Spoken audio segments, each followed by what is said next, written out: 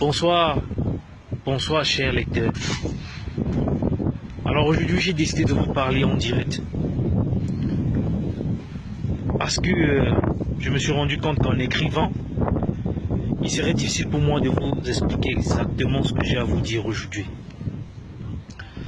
Cette vidéo que je fais aujourd'hui, c'est dans le but de sensibiliser les Africains, les ressortissants d'Afrique noire. J'ai eu une autorisation avec l'aide d'un ami tunisien de retracer le parcours des Africains, des ressortissants d'Afrique noire, depuis leur pays d'origine, jusqu'en Europe, passant par la Méditerranée. Déjà, chers frères et sœurs, ceux qui me suivent, à ceux qui vont écouter cette vidéo, je vais vous demander de la partager parce que ça pourrait sauver des vies. Actuellement, je suis à Bangladesh, la frontière entre la Tunisie et la Libye. Regardez, vous voyez là des tentes qu'on est en train de détruire parce que c'est la tombée de la nuit et il menace de pleuvoir. Vous voyez, le désert est juste derrière. Chers frères et sœurs, il y a des gens, il y a nos frères noirs comme nous qui vendent des illusions aux Ivoiriens, aux Camerounais, aux Sénégalais en leur promettant le bonheur absolu ici en pays maghrébiste. Ils vous racontent comment ici vous serez bien logés, vous aurez un bon salaire, vous vivrez comme des princes. Alors qu'en réalité, ils ont déjà tissé un contrat de vente avec des Arabes. Alors quand vous arrivez ici, ils vous livrent à des Arabes, moyennant un pactole sur une durée de 3 à 5 mois qu'on leur donne. C'est ce qu'on appelle le contrat. Alors, une fois qu'il vous a vendu, il ne décroche plus à vos appels. Il change de numéro. Vous faites 5 mois chez les Arabes. Pendant ces 5 mois, ils ont votre passeport pour s'assurer que vous n'allez pas fuir. Ils prennent ce passeport, vous travaillez pendant 5 mois. Après, quand vous désirez partir, hop, ils vous jettent dans la rue. En Tunisie, au Maroc, vous êtes dans la rue. Personne pour vous soutenir, personne pour vous secourir. Alors, les Africains en ce moment, les ressortissants d'Afrique noire en ce moment, ils attrapent tout ce qu'ils peuvent comme boulot pour pouvoir se faire de l'argent et vivre. Parce que ne pouvant plus sortir du territoire à cause des pénalités qu'ils doivent payer pour avoir résidé, inégalement parlant, sur le territoire des Arabes. C'est comme ça qu'ils se retrouvent à faire tous les boulots, tous les mauvais boulots qui peuvent exister. Chantier, ils travaillent dans les domiciles des Arabes. Tout ce que les Arabes ne font pas comme boulot, c'est ça qu'on leur donne. Ils n'ont pas le choix. Parce qu'ils sont sous contrat. Et quand le contrat finit, ils doivent gagner un peu d'argent. Une fois qu'ils ont rassemblé un peu d'argent, il n'y a qu'une seule issue. Prendre la route de l'Europe, passant par la mer. Alors c'est là que commence le second supplice qui est pour moi le plus difficile. Alors hier, il était question pour nous qu'on aille faire un tour là-bas, avec la complicité d'un ami tunisien, parce que il n'est pas permis à tout le monde de passer. Je n'ai pas pu faire des photos, parce que le téléphone est proscrit. On a retenu mon passeport à la frontière, ici à Bangladesh, dans le camp qui est derrière. Parce qu'il était question pour moi d'aller voir. Je leur ai expliqué qu'il fallait que je sensibilise les autres ressortissants d'Afrique noire pour leur faire comprendre qu'ici, c'est pas le paradis. Pour leur faire comprendre qu'ici, on vend encore les hommes. Pour leur faire comprendre qu'ici, c'est l'esclavage. L'esclavage, il est en moderne. Alors, chers lecteurs, une fois ici, les camps que je vous ai présentés tout à l'heure, les tentes, c'est là qu'on les regroupe. Moyennant 1000 €, 650 000 francs CFA, pour les transporter jusqu'en Europe, entre guillemets. Alors, ils vont faire 6 heures de marche par le désert, juste derrière. Bon, l'ami tunisien m'a aidé.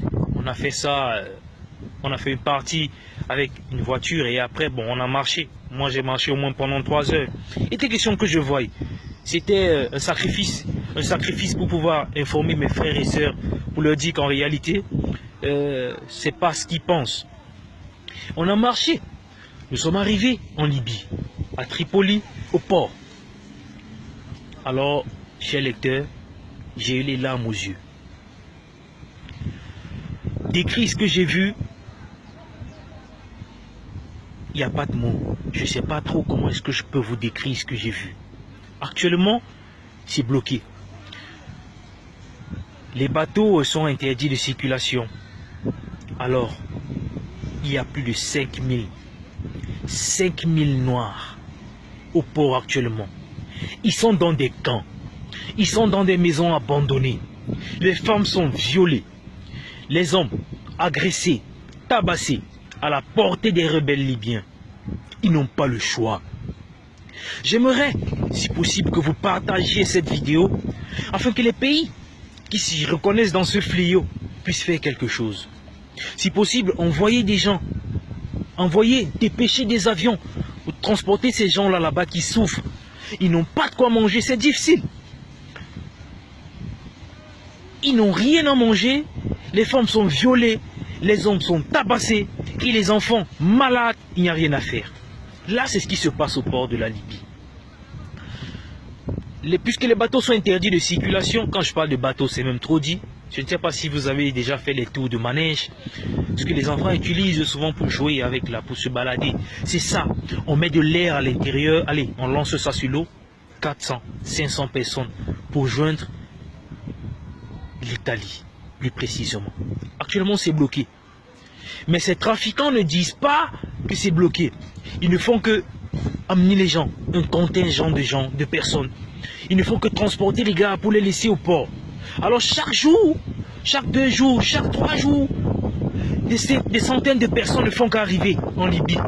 Des centaines de personnes ne font que remplir ces camps-là. Bienvenue les maladies. C'est terrible ici. Alors, je suis revenu. Je viens tout juste d'arriver, comme vous voyez, tout juste d'arriver. J'ai récupéré mon passeport. Je suis en train de rentrer à la maison. Moi, je veux vous dire, chers lecteurs, partagez cette vidéo. Le combat que je mène à partir de la semaine prochaine, je vais faire une descente à l'ambassade du Cameroun, ensuite celle de la Côte d'Ivoire, en Tunisie et au Maroc, pour leur demander d'arrêter de délivrer des faux visas aux ressortissants ivoiriens, aux ressortissants camerounais. Quand je parle de faux visas, c'est quoi? En complicité avec certains membres du gouvernement, avec certains employés des ambassades, ces trafiquants ici, ils envoient des fausses lettres, des soi-disant hôtels, parce que ça n'existe pas, entre les pays du Maghreb, Maroc, Tunisie et la Côte d'Ivoire. Il n'y a pas de visa. Alors ces trafiquants-là, qu'est-ce qu'ils font? Et je rappelle que ces trafiquants, ce sont des noirs comme vous, comme moi. Qu'est-ce qu'ils font? Avec la complicité de quelques employés des ambassades et des agences de voyage, ils vous délivrent une réservation d'hôtel fictive. Ils vous prennent un peu d'argent pour payer votre billet d'avion. Ils vous font venir en Tunisie, au Maroc, pour vous vendre, encaisser de l'argent après 2, 3, 4, 5 mois, et ensuite, vous vous battez. Ça veut dire que vous faites 5 mois sans salaire, vous ne gagnez rien. Vous êtes à la merci de ces Arabes-là qui font de vous ce qu'ils veulent. Maintenant, les Camerounais qui ont eu vent du fait que c'est possible de se faire une vie de luxe qui n'existe pas au Maghreb, transitent par le Niger, parce qu'entre les deux pays également c'est free visa. Une fois ici, c'est la même chose. C'est la même chose. Alors, demain, à partir de demain, je vais faire une descente à l'ambassade du Cameroun. Ensuite, à l'ambassade de la Côte d'Ivoire. Et enfin, celle du Sénégal. Je vais vous tenir informé, chers lecteurs, de la situation. Parce que j'ai essayé de demander une audience radio ici. en Tunisie. On me l'a refusé. J'ai demandé une audience radio au Maroc. On a refusé. Je ne sais pas pourquoi. Peut-être parce que je suis aussi noir. Je ne sais pas. Mais ce que je veux vous demander, chers lecteurs, partagez cette vidéo. Faites comprendre à tous les ressortissants d'Afrique noire qui veulent s'aventurer au Maghreb qu'ici, l'esclavage bat son plein. Et je vais vous dire qu'au large des côtes libyennes, le trafic est bloqué. Il n'est plus possible de transiter par là pour l'instant pour arriver en Europe. Du coup, tous ceux qui sont là-bas, ils souffrent. Ils ont besoin d'aide. Je suis en train d'élaborer une stratégie pour essayer de les venir en aide. Les autorités camerounaises, ivoiriennes et sénégalaises du Maghreb, je vais faire des tentatives. Je vais faire des demandes pour voir s'ils peuvent m'aider à mettre sur pied ce projet-là pour pouvoir faire rentrer ceux qui sont ici et qui ne parviennent pas à rentrer dans leur pays parce qu'ils ont des pénalités à payer. Si ils ne parviennent pas à m'aider, je serai obligé de me tourner vers la communauté internationale, vers les âmes de bonne volonté. Mais je vais vous tenir informé, avec images à l'appui, des réponses que vont me donner les ressortissants, que vont me donner les autorités des ambassades du Cameroun, de la Côte d'Ivoire et du Sénégal, ici en Tunisie, au Maroc et en Algérie, pour qu'ensemble on puisse baisser, parce qu'éradiquer c'est trop dit. On va essayer de faire ce qu'on peut pour pouvoir sensibiliser, pour pouvoir retenir nos frères qui sont de l'autre côté et qui rêvent faire un tour au Maghreb, pour leur faire comprendre qu'ici c'est pas le paradis. Merci chers lecteurs, mais je vous demande de partager cette vidéo. Merci, merci. Et je vous tiens informé de la suite parce que ça c'est notre combat. Merci.